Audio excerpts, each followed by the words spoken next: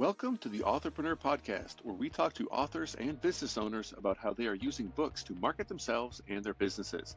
I'm your host, Chris Green, and in each episode of the Authorpreneur podcast, we talk to a successful author and business owner to see exactly how they are using their books and author status to grow their businesses and serve their customers. We'll talk about what's working, the benefits of becoming a published author, and we may even come up with some creative new marketing strategies. On this episode of the Authorpreneur podcast, I talk with Jeanne Collins, the author of 2 Feet In, Lessons from an All-In Life. Jeanne is the founder and principal designer of the award-winning interior design firm JerMar Designs. 2 Feet In is her first book and was written with the goal of inspiring more people to live life to the fullest. Her mission to encourage people to live their best lives is integral to everything that she does. From her work creating sanctuaries with her interior design clients to mentoring women in business, she encourages all of us to go for what we want with 2 feet in. If you're interested in learning more about Jeanne, her story, and how she's using her book to enact a positive change in the world while also growing her business, then you're really going to enjoy this episode. All right, Jeanne, welcome to the Authorpreneur podcast. I'm excited to talk to you about your book. I just finished your book. It was unique. It was different in a sense of I didn't expect it to read so much like a novel, where it's like, I got to find out what happens kind of thing, which doesn't usually come through in a. I mean, I don't even know what how you classify your book as. Like, it's, I guess, kind of like an autobiography in a sense, and also a just sharing your own personal story. So it's not fiction, but it was very much a page turner where I was like, I got to get to the end. And I'm so glad you wrapped it up at the end, because I was like, but what about these guys? So thank you for that. You're welcome. Well, thank you, Chris, for reading it. I'm glad you enjoyed it. I've heard that feedback from others, so which Oh, good. does make Okay. the book. It makes the book unique. Oh, so I don't have like this magical insight that no one else had. You know what? If you didn't have that insight, I'd be like, did he actually read it?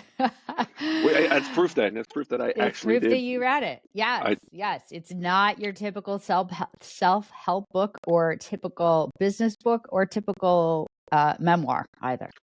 I get like a memoir business book. I think that's a good description for it. So Yeah. kind of to start out, like, I'd love for you to tell us a little bit about your book, as well as kind of like who it's for. Like, who would get the most benefit out of reading your book? Yeah. So first of all, thank you for having me on. It's fun to talk to you. And I love to talk about books and how books have changed people's lives, including mine. So my book is called 2 Feet In, Lessons from an All-In Life, and it is written as a memoir. And it is the story, it's the lessons that I've learned in the way that I lived my life. And it covers all subjects ranging from parenting to relationships to careers, divorce, mindset, wellness. And it's written, I'm an interior designer, so it's written in 4 sections, which align with how you build a house. So you have your foundation, you have your framing, you have your finished work, and then you have your design work. And so I've taken decades of my life and put it into the same context and similar analogy about how you build a house. And my book is really for anyone who is interested in improving their lives. And it could be on any subject, it could be on all subjects, and is interested in learning some tools and some tricks and some tips from someone who's a pretty normal person who's not a celebrity. But I have a lot to share. And I think the end game, there is no real end game, but the current state of my life is that I am absolutely living my best life at 53. And if I can share my stories and help people get a glimpse into how they too could feel like they live in the same best life place, that I'm helping people live a better life. And that's why I wrote it. So it really it applies to anyone. Honestly, my daughter's 17 and she's in high school, and a lot of her friends have read it. And it is amazing how even with them, it resonates, because there are lessons in there for them about how to think about things in life and relationships. And so that's been fun too. So it's not just for people who turn 50 and they're like, oh my gosh, I don't have my life figured out and I don't have enough time left to start over, and they fall into depression. It's like, no, it's not just for that. Like, you can It's learn not. lessons. Like, teenagers can learn lessons. Teenagers really could. They really could. And they talk to me about my book all the time and the lessons that they see in my book. And I think they also, my daughter's been raised by me. So some of my lessons I've instilled on her, and she has in how she lives life too. And it's some of it for the younger generation, it's about having self-confidence in yourself and not necessarily following the timeline that society gives us in terms of when we're supposed to do things and why we're supposed to do things, and really figuring out what are you passionate about and how do you feel about things, and trying to tap into that for the younger generation so that they feel more comfortable in jumping 2 feet into a decision that might not be as traditional as they might have thought, and feel confident in making that decision and trusting themselves to go forward and do it. Well, I would make the case that it's never been a better time in like all of human history to be able to have those choices. Like I'm 45, so when I was growing up, like you were assumed if you graduate high school, you go to college. Like no one asked Correct. why, no one like it was just that's what you do. And then after you graduate, you get a job, and then you get married, then you have to like you buy a house, have kids. Like, and actually, I forget if it was a book or it was an article or a podcast or something where they were talking about like these phases where it's kind of been kind of impressed upon just society. We all just kind of accept as the norm, like, okay, I guess that's what we're all supposed to do. Instead of stepping back and being like, wait a minute, we all kind of just made this up. Like, we can totally Right. not go You to don't have college to the do day that, after. right? Yeah, Yeah, like, and it's okay. and it is. I see a lot of pushback from people I talk to about like, hey, if you're, my kids are in high school right now, so they're thinking like, do I go to college? Which college do I want to go to? And it's like, when I talk to other parents, if the option comes up, the topic comes up of not going to college right away, it's almost like, whoa, hey, don't put that idea in my kid's head. Like, there's this weird like pushback I feel of like, no, we can't question the status quo kind of thing. Instead Right. of like, there's never been a better time to question it because you can still go to college. Like just At because you don't any go to time. college the day after you graduate high school doesn't mean that's not still on the table. And Correct. I'm baffled that so many people I feel miss that point. And I Right. think it's a lot of people don't want to admit that hey, the way that I did things was maybe not optimal, and they interpret that as being wrong. And it's like, what? Right. It's not being wrong, just that like things were different. Like no one cares about what we did in the past. Right. So the idea of being like going 2 feet in on something and making a commitment, like also knowing that like, hey, if it doesn't work out, I can. There's still other It'll be options. okay. It'll be Yeah. okay. Like, that's Worst it. case It'll be scenario. okay. Yeah. Right. Like, worst case scenario, it doesn't work out, and I'll pivot and I'll do something else, and I will have learned from what I did. And so it's teaching the younger kids to recognize it as not like, oh, I'm a failure if it doesn't work out exactly the way I thought it was going to. It's like, no, maybe that was just a stepping stone to get you onto a different path. And what did you learn from that stepping stone? Because that's the most important part, is to continually be learning. And the younger generation, they don't need to be learning just because they go to college.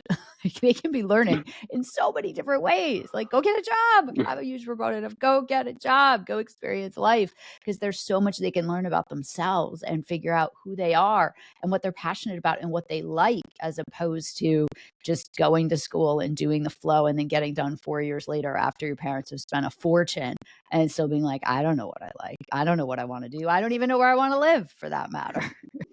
And you don't have to. Like No. there's so many things like you have to know what you want to do at 18. By the time you graduate college, like you can totally change. And I think you would probably put yourself up as a good example of that to be like, look, I changed.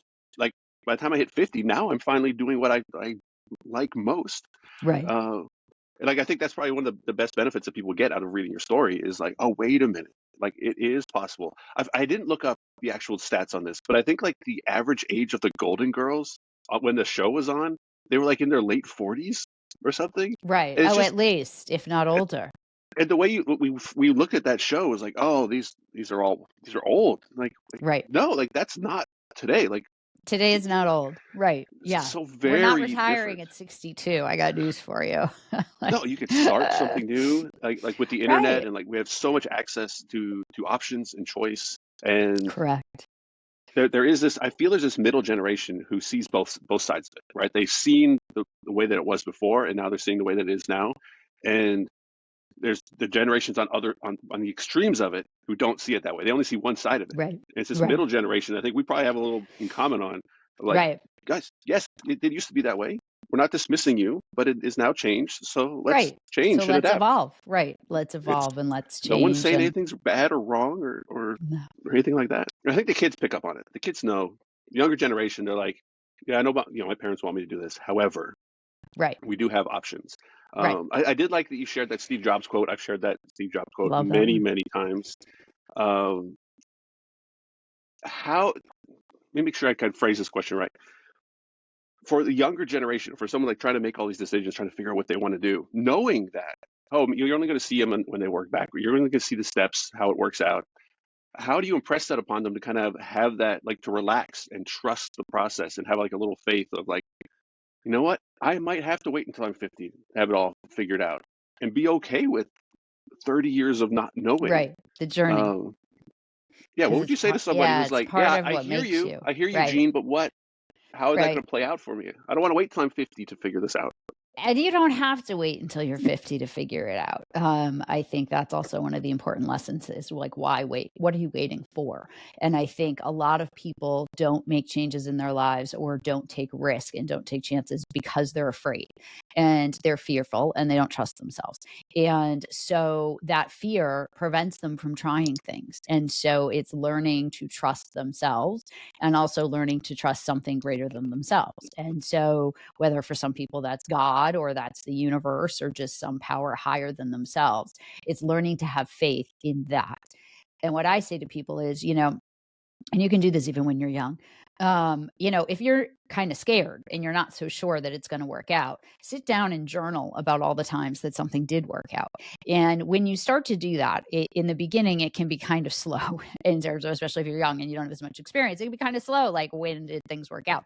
But as soon as you stop trying to overthink it and look at it like a brainstorming session and just let your brain write down all the times things did work out.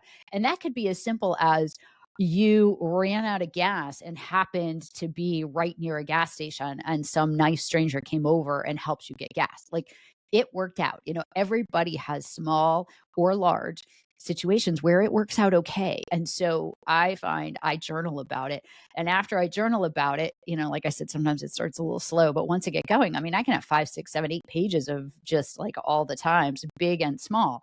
And then I can take a step back and a pause and be like, okay, it's going to work out fine. I might not know. And that's the thing. It's being comfortable in the unknown. You might not know all the steps of how you get from A to D, for example, but trusting that if you are aware of what's going on in your environment, you pay attention and you trust the process and you're open to whatever those steps are going to be, it will come. It will get provided for you. It will. That's the law of attraction. That's how you manifest stuff. And so I think there's a lot in my book about that, which can help people of all ages. Well, I think if people kind of always remember that worst case scenario, just like you said, like running out of gas. And Correct. even if you aren't by a gas station, like, does anybody have that story where I ran out of gas and I was alone in the wilderness for 7 days? Like, no, like, Right. No. Right. what is Exactly. the worst And my case phone scenario? didn't work and there was Yeah, nobody who drove by. And yeah. Like, it doesn't no, work that way. You're the right. absolute worst case was probably like, it was like an hour Right. until someone came. Like, Right. Which that's the seemed worst. like That's an why you're not driving eternity. across country, Right. right? Like, Yeah.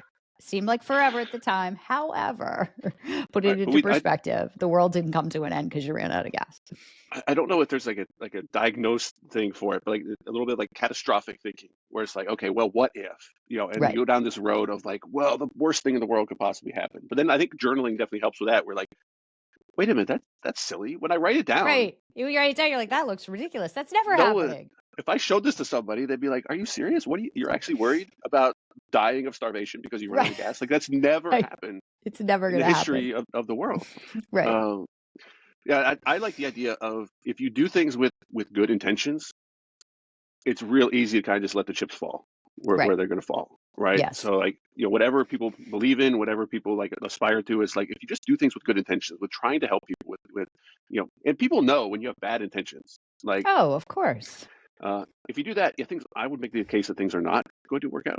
Right. If you have good intentions, you never know what's going to happen. But I would say that you only have the option for good things to happen. Either what Right. you thought was going to happen, it didn't happen, or something good happened. Something And else if you do happened. that enough good things are going to happen, that things are going to move forward, and you're going to learn more about who you are and exactly what you want to do, and you're going to be exposed to new things you didn't know about.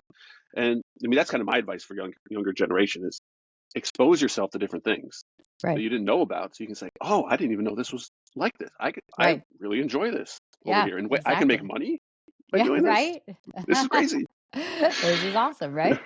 Well, the Yeah. way I feel about books and self-publishing and marketing and using books for business, I would guess might be the same way that you enjoy interior design, right? Like, it's something you just enjoy doing. You like this, I you're good do. at it, you're able to get paid for it.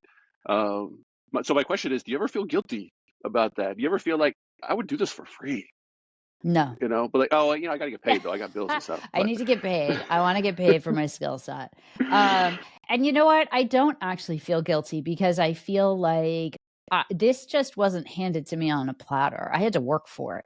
And there was a lot of risk and a lot of financial investment in myself to start my own business at 50 in a completely different career. And I had to go back to school. And so I don't feel guilty at all because I worked for it and I created what I have and I've created the success that I've gotten. I feel very grateful, though, that I get to spend my days doing something that I do truly love because there are so many people who don't. And I spent 22 years in advertising sales and I thought I liked it. Never thought I loved it. I liked it, but I didn't realize how much I really, at the end, didn't like it anymore. And it wasn't the right fit for me. So I do feel very grateful that I think it's a way that I better get to way do to. that. Yeah. Yeah, my phrasing was bad. The whole guilty thing, the grateful Yeah. thing. Um, Feel very grateful. because I try not to compare. Like comparison is like the thief of joy. There's a phrase about that. Yes. Um, where I see people doing things they're like, oh my gosh, I would not want to do that, or that person's working way harder than I am. Like even like physical labor, I'm like, oh my gosh, I wish they had the option to do something that they really loved. And then I frequently take it back to books Hmm. because I am a huge proponent of self-publishing. I've been working close with Amazon since like 2006 on all their different platforms, from selling to print on demand to self-publishing. And the fact that Amazon will give you for free a book on Amazon, you have to make the book. It has to actually be a good Right. book. Right. But if you can create a really long PDF and a cover and upload it to Amazon for zero cost, you now have a product on Right. Amazon, physical, Prime eligible, worldwide. When a customer buys it, you get money. Right. They do all of the work. And they do all the work. It's amazing, isn't it? And I'm like, there are businesses to be built around this, especially with social media and especially with things like coaching, like group coaching and memberships and all these other type things, like sharing valuable information, we're sharing digital content and digital templates and design assets, like anything you can fulfill digitally, but also support with a physical book. And like, I want to tell everybody that will listen about this process Right. because it's like when you like, I feel very, blessed and grateful that I get to do something that I would do for free. I would talk to Right. authors all day long about how to use Right. books for marketing in their business Sure. for free. Don't tell Yep. Nick. Right. But it's, I just want to share that with everybody. And you found that for you around interior design, and now you're supporting that with a book, which leads to my question, but like, how are you using your book in your business? Are you using it, able to get leads from it? Are you using it to, more build a personal brand? Like, Yeah. tell us a little more about that. Yeah, so I'm using it in a lot of ways. So when I first wrote it, I was like, I'm sure this can help me in some way, right? And my PR person was like, you have to make sure you have a chapter in there about interior design so that we can leverage it for your design business. I was like, I know, yeah, I need to do that, right? And there is, I think it's chapter 19, that ties it into interior design. In addition to me talking about me and my business, there are interior design tips in there related to wellness, which is part of the platform of the book. So it definitely helps my business in the sense that people who read the book, who are interested in potentially working with me, get to know me very quickly, and because the book is so vulnerable and authentic and it's my life. And so at first I was like, that might not be a good thing. But I've decided that that actually is a really good thing, especially in interior design, because I don't want to design for everyone. I want to design for the right people. And my book, the right people, my right target audience for my interior design business are people who are interested in the subject matter of my book. And I think the book has also allowed me to expand into what I'm working on right now, which is really taking the JerMar brand and creating a lifestyle brand out of that brand. And so it's wellness starting from within, and within can be within the walls of your home or within your body and within yourself and within your mind. And so whether it's mentally or physically or in your environment around, it's really enabling me to build an entire lifestyle platform with lots of different products and services that all tie together to something that I'm really, really passionate about, which is empowering people, especially women, to become designers of their own lives and to take, action towards improving themselves and their lives, whether that be their homes or how their mindset is or their jobs or physically, how they feel physically as well. So the book has opened up a lot, and it's opened up new career paths. It's opened up things I never expected. I have an undergraduate degree in communications and public speaking. So I always knew that I loved to speak, and in sales, you speak all the time. But I never thought I would love podcasting as much as I do. And to your point, I would podcast for free for sure. It's fun. Well, because you also learn, like, you meet so many interesting people. And that I didn't know was going to happen from the book. I did not know that the book was going to take me down a path of meeting so many fascinating people and so many interesting authors that have so much experience and so much I can learn from, whether they're younger or older. I'm totally impressed by the younger generation that has embraced self-publishing and has embraced podcasting. I think it's incredible. They're so smart. I'm inspired by them. But I never knew, like, I didn't know that the book would provide that for me. And that has opened up a career path for me that I didn't even know existed. Yeah, I do make the case frequently that writing a book is a bit of a hack or a cheat code or a shortcut, however people want to phrase it, to meeting people, to getting on podcasts, to speaking on stages. I kind of accidentally became a public speaker in the Amazon space when selling on Amazon became really big, because I accidentally made the first set of software tools for people who are selling Right. on Yeah. Amazon. I just made it for me because like, this is really inefficient. Right. Please hire a programmer to make this. And I was like, this is really good. We should let other people use this. So my business partner were like, okay, we can do that. So kind of accidentally started a software as a service business. Right. And then because we were first, we got all the attention. And then I was like, oh, we're answering all these questions. That's how I ended up writing my first book. Right. Was all these questions about selling on Amazon. I was like, I'm going to write them all down, one big long PDF. Please just read this and then ask questions. Right. So it was kind of right. Read it first, then like read a it. self-defense book. Right. Yeah. And then because I was now a published author, which, I don't consider myself to be a good writer. I'm not an English major, all those stereotypical things about who should be writing books. Right. It's like, I was none of those. But everybody was like, oh, you wrote the book on it. Please come speak at our event. Please keynote our event. Please speak to this audience. I was like, I'm just a guy, right? Like, right. You're like that imposter syndrome. I'm just a dude in Massachusetts. Like, but along the same lines of like, have you actually read the book? Because it's not terribly well written. Like it is written, but like, let's put it in perspective really here. That's funny. But I noticed, wait a minute, I can see how people are treating me. I can see that there is published author status that you're able to capitalize on. And same with speaking at events. Once you're a speaker at an event, you're now almost automatically friends with all of the other speakers. Right. Yes. Like you just have the speaker badge. Like, oh, you got a speaker badge too? Cool. What's up? Let's hang out. Let's go to lunch. Like that. Like instant shortcut friendships. And it's a little bit of a shortcut. And you can use books intentionally that way. I kind of used it accidentally that way. But I would make the case that we still live in a world. I published my first book in 2011. I remember being scared. Wait a minute, that was way too easy. Everybody's going to do this. Then published author status is not going to mean as much anymore. And I was completely wrong. Here we are, 2024. It is as powerful today as it was back then. And people can use that, a published author status, because the phrase that people like to say is like, oh, for Pete's sakes, welcome Jeanne to the stage. She literally wrote the book. Right. Like, it doesn't matter if the book is necessarily good or not, but they wrote the book. Oh, now you wrote a book. Right. Because the reality is that most people will never write a book. And most people will not do that, whether they're good writers or bad writers. Most people will not. And so the act of actually successfully publishing a book, and to your point, there are some books out there that are pretty easily put out there and the writing's not that great, but yet it's still a book. And then there are other books that, like, wow, there were a lot of versions of that before the book actually hit the shelves. And so it can be a tremendous amount of work. And so I think there's an appreciation from the public that is a lot of work. And that is a skill set that not everybody has. And so I think that gets you this status of like, oh, wow, I could never do that. And it's like, well, you probably actually could, if you have tapped into the right resources and got help from the right places, you probably actually could. But everyone views it like, I could never do that. Then you have all of us who are like, if I did it, man, you could do it too.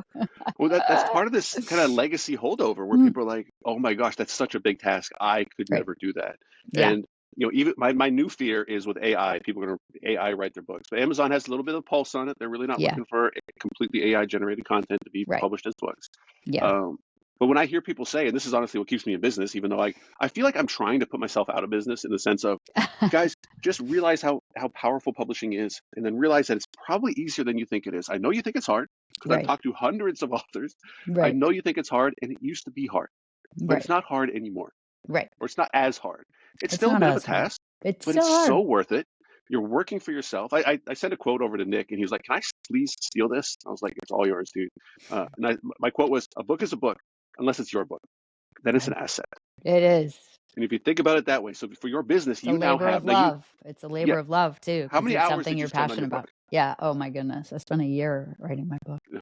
And how So much did you get paid per hour to write that book? nothing. It cost me Exactly. money. It cost And me that's why money because people I won't do it. spent money. I And spent was it worth it? money. Right? Because now you have Right. It this was worth asset it. Yeah. that you Right. control, not just for the status, but for the, Yes. hey, I can run a 99-cent Kindle promo, and I can use it as a lead magnet, and I can the marketing opportunities, which is where I love going with it.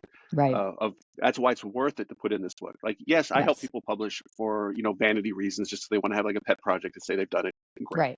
no Right. problem. You sold Right. one book to yourself. Right. Yeah. However, the best value I could give people is like, oh my gosh, please use this book. Give everything that you know away about your interior design Right. skills. Give it away to people through a book. So when they read it, they're like, oh my gosh, I got to work with this lady, and have a clear Right. call to action that says, here's how to contact me. And then give the book away to anybody that will read it. And now you got so much business because you just gave it all away. Right. Because now Yeah. people know you and they feel connected to you, and they've basically spent time with you Right. They without spent time with you through your book. Right. exactly. Yes. And they've gotten to know you through your book. And I think when you run a business, if you're trying to attract clients and customers in your business, them knowing you in a greater way will either make them really connect with you or not. And it will really help you reach your target audience that much faster, because they will either be the right person for you to do business with because of your book and your message of your book and who you are as a result of your book, or they won't be, which I think is really helpful. Like, it's really interesting to see the people when I post about my book on my interior design Instagram account, and I'll post quotes from the book and stuff. And it's always so interesting to see who comments on that, because it's a different subject matter. It's not always, it's most of the time, it's not about interior design if I'm talking about my book. And I always find it interesting to see who interacts with that content, because that's not necessarily why they were brought in to follow me. But a lot of them are actually interested in the same thing. Well, when I coach people on publishing, I definitely push them down the paperback version first. Not primarily, but one big reason is for Instagram, so you can hold something up, right? Mhm. Like Right. Yeah. publishing a digital ebook is technically easier. However, you don't get as many benefits from it. But Right. your book is basically turns into unlimited content, Of right? Now you can post course. a picture of it. Now Oh you my can post a goodness. picture I of page post one. pictures of this sucker everywhere. Right. Yeah. And mine's hardcover. You didn't do a paperback on it? I did. I launched a paperback 6 months Oh, you did it later, late but though. You did I did hardback it first, late. and I did the I did hardcover notice that. first because, for a couple of reasons. Because I'm an interior designer, so I care about the imagery, and I care about the book, and I care about the paper stock. And when it's in a bookstore, it looks a lot nicer if it's hardcover. And I've had quite a few of the local bookstores be like, "Wow, you printed that in hardcover, huh?" I was like, "I did, yeah." Because and I printed it without a dust jacket when it's hardcover for the bookstores. And that stands out because that's not the norm. And that's not what people normally do when they self-publish. So it stands out in that sense. Well, it's good that you And know it looks yourself. great. It looks really good when I do interior design events and I bring a stack of hardcover books, and I'll do a little display, and I'll have a stack of books and stuff and a QR code so people can order it on Amazon. And they look, they're more upscale looking, they're more impressive, but that's my target audience for interior design, is luxury interior design. So it works in that sense. So Is it full color on the inside? No, the inside's black and white. Black and white. Okay. Yeah. No, I didn't, I didn't trust them. I'm very picky about the imagery of my work. And so I didn't actually trust them to print it well enough for me to like it. Well, it didn't have a lot of pictures on the inside. It doesn't have any. Anyway, I got the Kindle version. So Yeah, no, it doesn't have any. I purposely didn't put any in it because I didn't trust the ability of Amazon to publish it well from a print from a quality perspective of the imagery. Because when you do interior design, like I am really picky when I print brochures and things like that. Like it is a process of me having to go back to the printer and adjust the color and move this and change this. And because the way you see it on the screen is beautiful, but then it's harder a lot of times to translate that into print when you're talking about imagery that we are taking of interior shots. So I left it the way it was. I'm going to take some of your advice to heart a little bit on the hardbacks. Most of mine, I've always printed paperback, uh, generally black and white. I do have color. What I started to do was I did hardcover in color and black and white as a paperback, so that I would have the lowest price ability to get my book into people's hands, as well Right. as, hey, if you want the premium color, not a problem. I got the hardcover as well. Right. Yeah. That's kind of worked, but I like what you said about, uh, it does have a little differentiation, does have a little more of a premium feel. I haven't printed anything. Amazon does have a fairly new premium color options. They have Yeah. regular color and premium color. I'm like, I Ooh. almost want to print something just to Yeah. see how it comes I out. didn't know they had that. They added it. The biggest, this may be a stereotype about interior design, but I'm thinking the biggest square book, Yeah. right? Yep. Can be 8.5 by 8.5. Mm-hmm. So it's not huge. Right. That's going to be, you can go 8.5 by 11. So some of my books I publish as 8.5 by 11, Right. textbook size. Those would be the biggest books. Because I'm thinking stereotypically, like books like this. Like a book this size would be interior design. Right. Yes. This is for your coffee table, right? Right. Yes. Yes. This is premium books. color. This Right. is better color than Right. Yeah. than my color books from Amazon. Right. Yes, it Yeah. is. Right. Well, it is interesting. I have my hardcover books that are printed from Amazon, and then I have all my hardcover books that are printed from Ingram that I buy. And those are the Ingram ones are the quality of the imagery, because it's me on the cover, so I'm pretty picky about how I look on that cover. And I've used that imagery before in brochures and things for work, so I know how it can look or can't look. So if I go to an interior design event, I will use the Ingram printed books because the quality is just a little bit better, and they have a paper stock that's a little bit thicker. So Last time I was with Nick, he showed me the hardcover copies of Rise of the Reader from Ingram and from Amazon. He didn't tell me which one was which. Yeah. And I'm a huge Amazon fan. Yeah, me too. I'm not completely like all in on Amazon. They have their flaws. So I really wanted Amazon to win on this one because I was definitely going to use Amazon. But no, I picked the wrong one. I was like, no, Ingram Spark did have better quality. They do. For their book. And their paper's thicker. Like mine's on white paper, which is memoirs for some reason or not. I don't know why. I prefer white paper, so mine's on white. So the whiter is a little thicker and a little brighter. And their print quality. And I did the same thing. I had it printed on, I had a whole selection of them out on the table, and I had the glossy version and the matte version and the two different ones from Amazon and the two different ones from Ingram. And I'm like, okay, which one is deemed the best? And everybody went, mine is actually matte. And so everybody went for the matte from Ingram as the best, but that the Amazon one was a close second. And I was like, as long as it's a close second, that's great, because I need it as a distribution channel. So as long as we can get to a close second and I don't feel like it's green or yellow, then we're good. And the paperback one, actually, they did a really nice job with the paperback one. That's definitely, I think, their sweet spot versus hardcover. From a printing perspective, the quality of the paperback, the imagery is very crisp. Yeah, because your paperback's 224 pages. So I didn't look this up. I could have looked it up to like sound super smart, but I'm going to guess the cost of your book. I'm going to go under $3, your author copy cost for paperback. Yeah, Real I close make to 3, more. but technically under 3. Yeah, I can't honestly remember. I know I make more, ironically, I make more money off the paperback than I do off the hardcover. Oh, you did at $18.99. Yeah, for 224 page I do. paperback. I make more money off the paperback than I do the hardcover. Which is interesting. You could lower the price. It's actually printed on the back of my book. Oh, you're stuck. Well, here it's not that I'm stuck. I can help you lower the price without lowering the price. You can change it. Like, you can change it. It's just a PDF, right? You just change the imagery and then just repost it again. That's the beautiful thing about self-publishing. Well, Nick's book has it's super small in there, $14.99 on the back. However, Amazon has discounted his book, which is one of the things about Amazon and KDP. They will reserve the right to price your book for whatever they want. Whatever they want. Selling it at a loss if they want. Right. Yeah. I've had that happen to my books, and I am happy to get on social media and promote the heck out of it, because everybody buy my book right now because Amazon has it under cost. Right. Like, I've seen them lower the price on my book every once in a while. And the well, audiobook, I mean, they control that. You have no say in what they post your audiobook as. So well, I'm glad that a little piece of feedback I think maybe people may have missed if they were listening to this, is that you kind of had like a little bit of a focus group. Like you got all these different covers, you yeah. showed them to people and said like, which ones do you think are the best? Like you had Hmm. your idea in your head and you got Yep. honest feedback from people, Right. I to help you did. move forward. Because one thing I find, especially for a first time author, is the amount of small decisions that they have to make for their book Yeah. and their cover and their pricing and their blurbs and their subtitle, like Oh, it's a lot. can be exhausting Oh, yeah. It's and can totally a sometimes lead lot. them to not move forward. And Right. I don't want them to do that. It's a lot. Did you feel any of that? Like, oh my gosh, I know these are small decisions, but like I'm just done. Like I need a break. No, you know what? Because, I might be a little bit different than some authors in the sense that, I hired people to help me because this is like my second, third job here. And so it was definitely daunting and overwhelming, the amount of things that you needed and you had to do.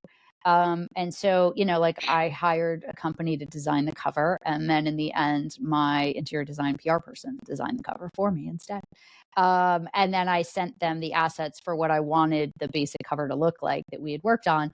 And then they had to output all of the different components that I needed for all of the different platforms, which was incredibly helpful because my PR person was like, I don't know what is required to get this published, right? We just knew that this was the design we wanted, and here's the font, and here's how we want it to look.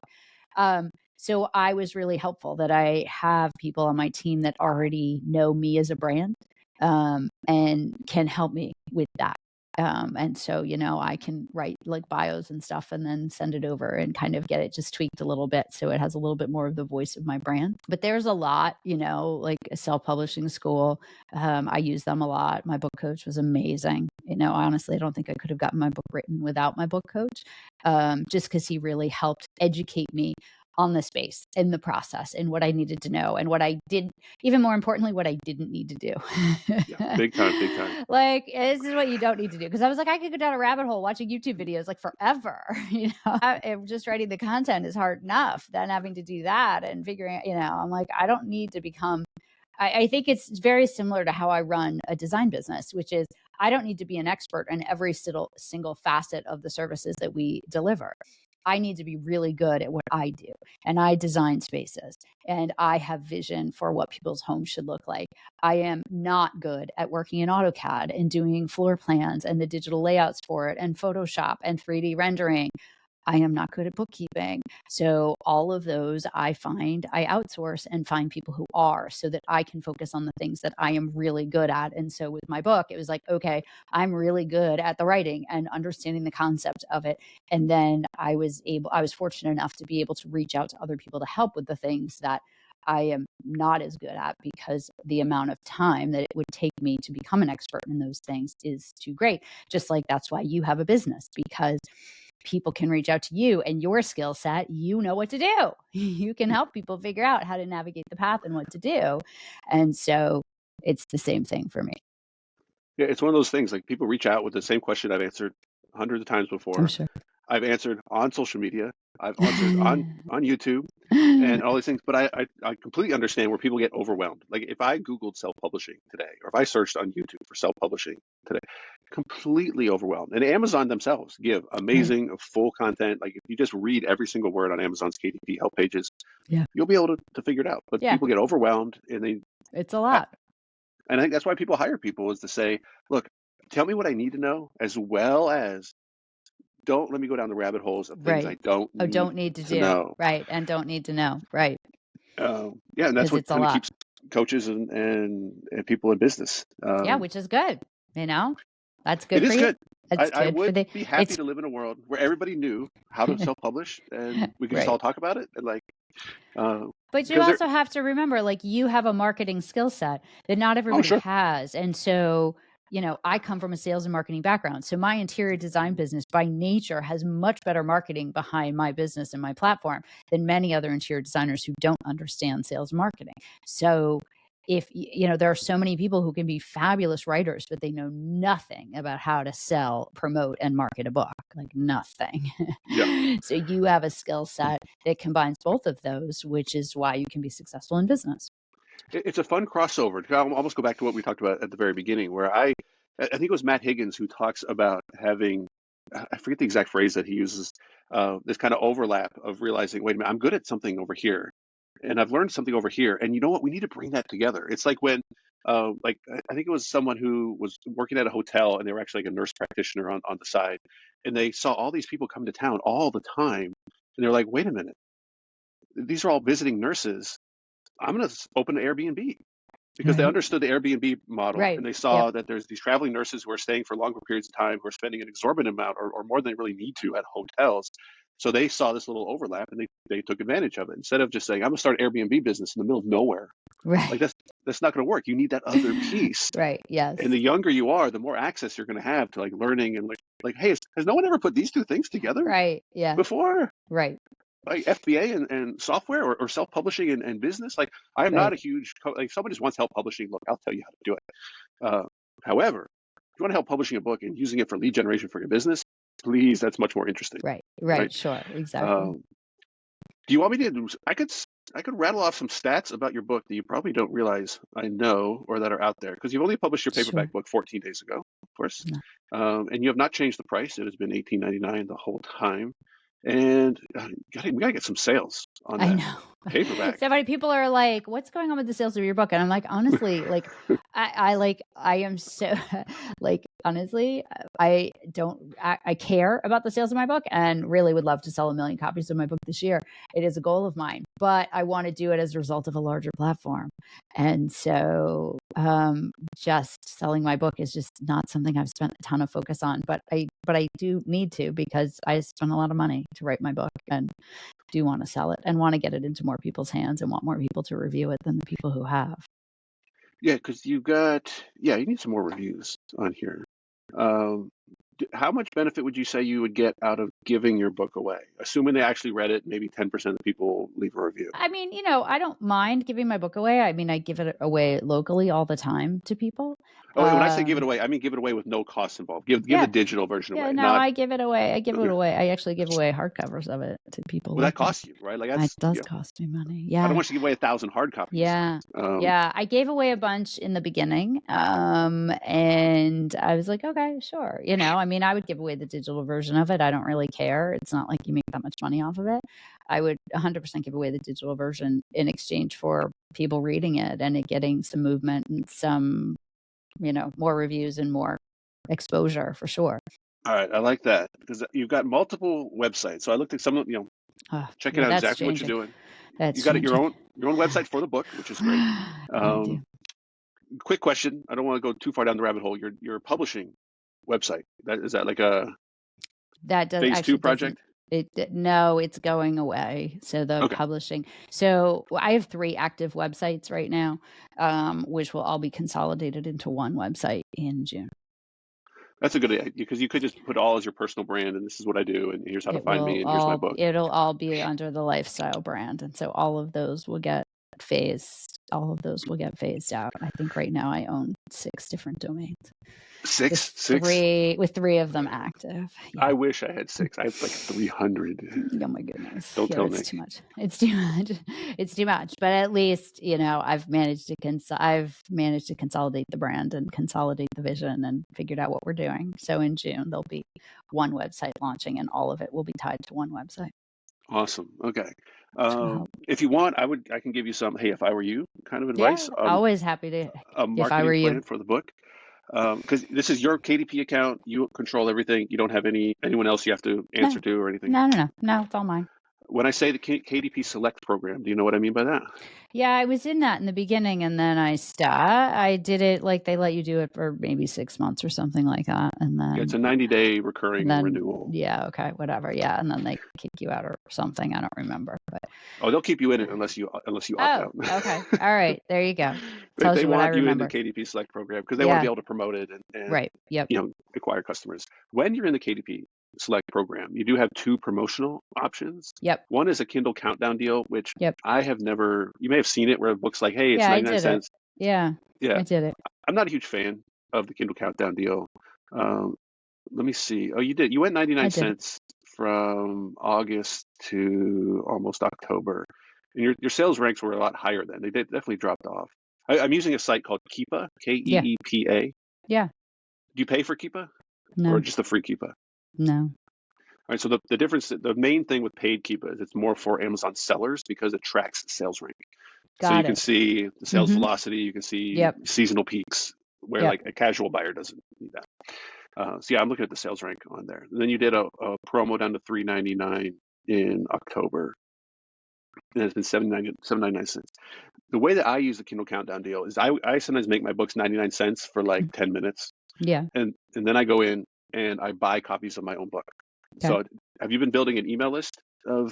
I have one for my business. It's more related to my business than it is related to the book. So it's not something you would like start pushing daily emails on? No, I mean, I push emails out monthly for the business. And so I do push out emails maybe once a month about the book. And the book is always in there with the business. So because I'm rebranding, I'm sort of laying off of it until June when there's just a larger branding platform for it. Oh, that And makes so total sense. yeah, and I'm kind of laying off trying to get more people into it because I want to make sure I'm getting people into the newsletter list that want the larger brand platform, not just the smaller portion of it, and might get annoyed and drop off because the brand changes. You've got it exactly right. The clients that you have right now, keep them as clients, especially if they're like paid clients and all that. But then start like a fresh newsletter that you maybe email twice a week, like moving as a plan. You don't have to implement any of this right away, because you can make, well, if you make your book 99 cents, you're able to then buy your own book. Yeah. You can buy copies of your own book, like thousands of them if you want. Now you can't just copy and paste emails. I mean, you could do that for your clients. Right. Take 100 client emails, pop them in. Amazon will send them all redemption links at 99 cents because that way it's like a minimum cost to you. Yeah. The way that I like to do it is have Amazon give me those links. So I'm gonna buy 500 copies. Now I have 500 individual redemption links. Right. They can be refunded up to 60 days. You can see if they've been redeemed. Yeah. So if someone doesn't redeem it, like, all right, I'm giving it to somebody else. Right. Yeah. That's cool. And that's your bait, or your ethical bribe, as a lot of marketers will call it. Join my email list and get a copy of my book. Right. Yeah. Love that. And then continue to follow up and say, hey, if you got a copy of my book, it would mean the world to me to leave a review. Don't ask for a 5-star review. There are some like Amazon terms of service you don't need things. a 5-star review. There are people that give you 4 because they'll always say, oh, well, it can always be improved. It's like, well, I don't care. Just leave me a review, right? Like if you ask for a review, very rare are you actually gonna get like a 1-star review. But that can boost your reviews. And as well as saying, hey, if you like, I've got a special promo, because your book at 244 pages, or 224, whatever it was, paperback, you could have that shipped to a customer from Amazon without touching it yourself, completely hands-off, single order author copy for $7. And since your book is $18.99, you could easily say, hey guys, special today, right now, $9.99. They buy it directly from you. You have a VA or somebody go in and just process the 40 orders or whatever you get. And again, you follow up asking for a review and say, hey, if you left a review, take a screenshot, send it to me, and I'll post it on Instagram, and just really incentivize them to do that. Right. And then all of this so far has cost you, well, I guess 99 cents for the Kindle books to give them away. You can also make your book free for 5 days every 90 days when you're in the KDP Select program. Yep. It can be 5 days as a block or 5 individual days. I like to do my birthday, be like, hey, it's my birthday. The gift's for you, kind of thing. Love that. But I still collect that email. So instead of just saying it's free on Amazon, it's like, hey guys, I'll send you the link, join my email newsletter, and then it's got an autoresponder. That goes to, I don't think anybody's like, oh, I see what you did there, Chris. Because they know I'm a marketer. Right, so, of course. Right, absolutely. You're doing they would be embarrassed if I didn't do it that way. Yes, of course. So those would be 2 really easy ways. It's no different, right? When it's like, oh, sign up for our newsletter, we'll give you 15% off your first order. It's really no different, to be honest. But this way, you're able to give an $8 product. Like they can go to Amazon and see, that's like $8. Like, Jeanne, really? That's costing you $8 every time someone signs up? And you're like, nah, man, it's either 0 or 99 cents. Max. Right. That's a great idea. I love it. You got a huge benefit on that. Especially, I mean, imagine your book's higher, right? $9.99, $14.99. Sure. And you can do this. You may have already put 2 and 2 together with other people's books. Right. So if Nick drops price on Kindle, which I'm sure he will, he'll run like some promo. I can buy copies. You can buy copies. And now, hey, join my email list. You're going to get my book. You're going to get Nick's book. Got it. And all of a sudden, they're getting $60 worth of Kindle books. Right. Yes. Right. that cost Which you is great. $4. Right. You know, Exactly. Yep. just don't Which sell is those awesome. links. If you do that, Amazon will probably ban you Of for course. life. Yes. Right. No. Yep. Big no-no. Yeah. Love it. So yeah, Great I'll tip. have a Thank landing you. page for that, dedicated landing page. Are you open to editing or updating the file of your book? I will at some point, because that's actually a larger project. There are definitely things in the book that I want to change that, the last round of editing didn't catch that I want to change. But that's a bigger project because that's me wanting to change quite a bit of it. I mean, not change quite a bit, but there are things that I want to change and words that I want to change and some things that I want to update. And so that's a larger project that I'm not going to embark on at the moment because I'm just too busy. Well, the only advice I'll give you there is when you're ready for that, be as intentional as you can without feeling spammy of, Right. here's my social media accounts, follow me. Here's my email newsletter. Please sign up because it's the best newsletter ever, and I'm going to give you all this extra stuff. Right. Exactly. Right. Adding pages about having people write reviews and things like that.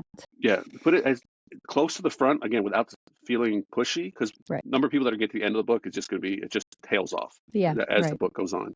And that way you kind of maximize the value you get from the book simply by giving it away. Right. Yes.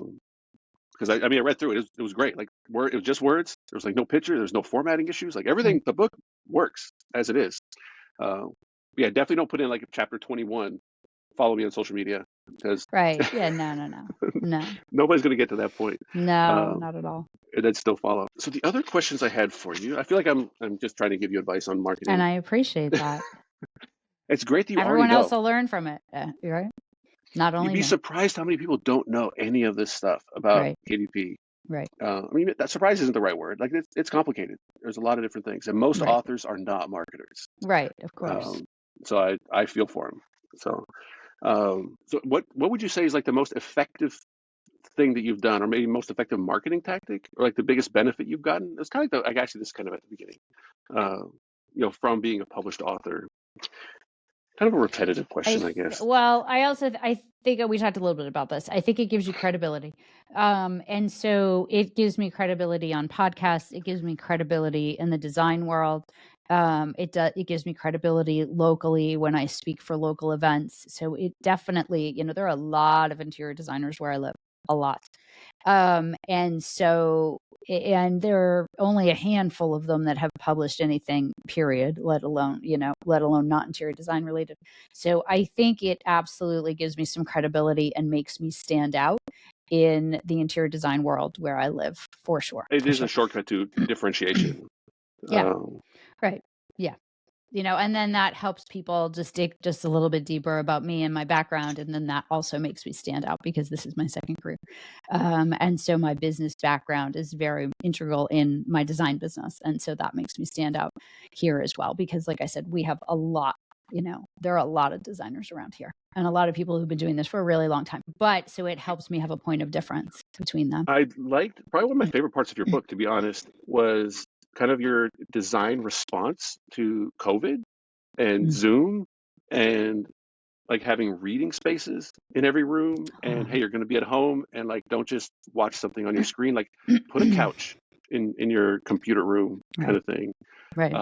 I could see an entire, you may have already gone down this road of creating content specifically, not just interior design content, which could potentially be drowned out with everybody else posting similar things. Like this is specific for people who are working remote, who are spending more time on Zoom. Why this matters. Like the content just kind of writes itself. And then you can just keep pointing people back to, and if you want some more information, exactly. I have a book in my bio. Yes. And I did a bunch of videos with Nick and his team on that subject, actually. Oh, good. Okay. Have you published all of those? No. Not yet? No. Okay, good. We're like 10 out of 55 in, if that.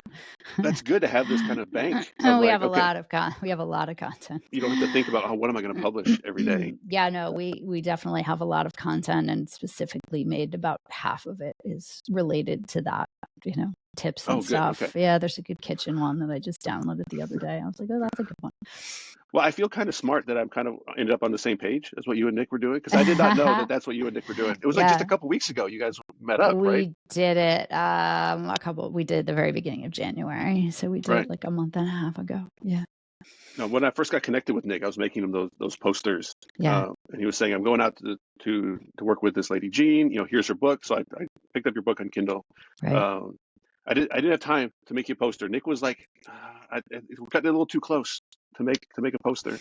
Um, but you could just blow up the copy of your book and make it really, really I big. do actually have large posters that I've made for events. So I actually have 3 of them in my basement So with tell me more fun about the easels that events. they go on, which So are is a these little interior design scary events? because I'm like, yeah. So, I'll do events like at an art gallery or at a bookstore, or at, a really high end luxury clothing store, where I will go and, maybe we'll give away my book. Maybe I'll speak.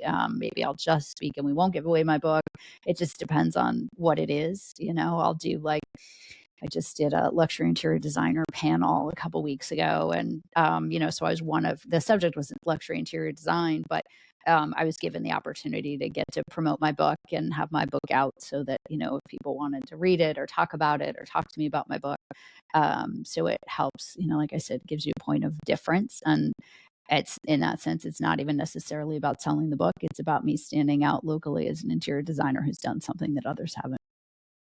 Do people come up to you afterwards and wanting your autograph and line up? And They just came up to me being curious, and so the more they're curious, the more they ask questions. And then the more, so much of the interior design world, at least where I live, is referral based. And so the more networking I can do and leverage the book to network, to meet people, even if they're not my next customer, they might be at a dinner party and be like, oh my goodness, and someone's like, oh, I love your shirt. And I'm like, oh, I got it at Anne Fontaine because I went to this event at Anne Fontaine and there was this girl there and she had a book and she was talking and we gave away books to people who came in and bought stuff. And so I have found with interior design where I live, that because it's so referral based, you never know exactly what thing is going to be the thing that gets you your next great customer. But doing all those things do work because people will say, I've seen you everywhere, and it's like, you think you've seen me everywhere because you subscribe to the bookstore newsletter and I happen to be doing something with the bookstore, or I'm in a magazine that, I do that a lot. So I've been fortunate to get, some good press for the book locally too. So in that sense, I get to leverage the book like that. And then in that sense, to me, it's not necessarily about selling the book. In that sense, it's about growing the design business and growing my client base there. yeah, and it's another thing of like a reason to have a book. For anybody that's still like, oh, it sounds like such a huge task. Like, Right. it is, but it's never been easier. And the Right. benefits have never been greater, Right. and the costs have never been lower. Right. And like that's why I don't try to hammer people, too much about it. But you said something interesting there, where like people said like, I don't know where I know you from, or I Right. don't you don't know where they know you from, right? Yes. Like you don't know which marketing tactic or which event you went Right. to, but if you do enough of those things, Then it good things are pays going to off. start happening. And I Correct. equate it a little bit to Yes. luck, where people are like, oh, you just got lucky, or so and so got lucky. I wish I It's would not finally luck. get lucky. And it's like, It's it's not not. luck. It's not luck. I think I've got a good question for you that I Yeah. think will tie kind of a lot of these things together. And it's one, like, if you don't know where your potential clients are coming from, because you've done events and you've published books and maybe you've run ads and you got social media and all these different things. I find that's something similar that people almost use as an excuse of like, well, I'm not going to write a book because I don't know that it's going to work, right? I'm not going to put in that time if I don't know this is going to happen. And similar like to the 2 feet in, like I don't know that it's going to be okay. I don't Right. know if this is what I want to commit to. Like, no, we don't know. But like, what's the worst case scenario? Like, let's not be catastrophic. And let's like, if you do enough, if you jump in with 2 feet enough, you're going to find something you like. I don't want to answer for you. No, Like, how you'll would you find speak to that? To something. I someone think the who's, reality is, I would say to anyone who wants to write a book, you have to want to write a book. So you have to want to communicate some sort of message or lesson, or because I think if you don't have an interest in that, it'll be very hard for your passion for the subject to come through in your writing style. So I think it's like anything else. Don't write a book because someone tells you to write a book. Write a book because you want to write a book and you think that it will help you. And you might not know how to do that, but you have a desire to want to communicate about a subject of some sort. that is of interest to you. Because if it's not of interest to you and you view it as a job and a task, that will come through in your book, and it won't come through as authentic and really wanting to do it for the purpose of trying to help others. And I feel like that's, especially in the business world or the self-help world, that's why we write, is because we want to help others and learn from our experiences and learn from our knowledge base that we have that not everybody has. And so you have to be doing it from the right place. Don't just do it because someone tells you should. Do it because you actually want to. Your content You will be didn't do better. this for all the big KDP royalty checks that they're sending you? No. I see that a lot. Most people tell you you're not doing it to actually sell books. You're doing it to grow your business in other ways, or, to move into coaching, or to move into speaking, or to give you credibility, or to get access to an audience that you don't have, or, to just do it because my goal is to sell thousands of books is not necessarily the right goal to have. It needs to be a little bit more purpose-driven, of something of substance than that.